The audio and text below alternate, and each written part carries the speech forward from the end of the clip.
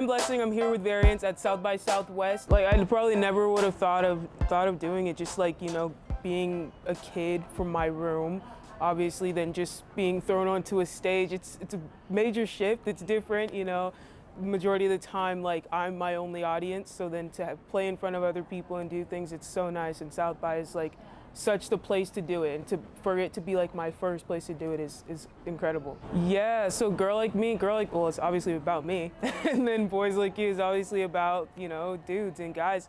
But just to, like, they weren't like that at first. Obviously, I wrote Girl Like Me first, and then when I came up with Boys Like You, I was like, oh, that's dumb. Like, why would I have both of them like that?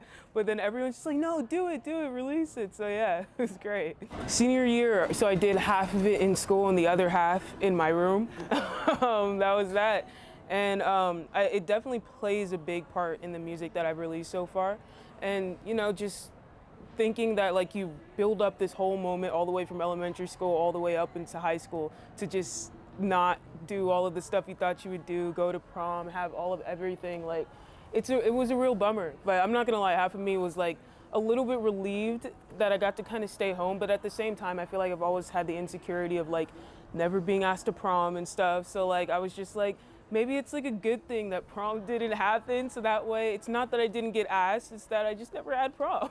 So yeah, that was senior year for me. It wasn't terrible, but it had its ups and downs.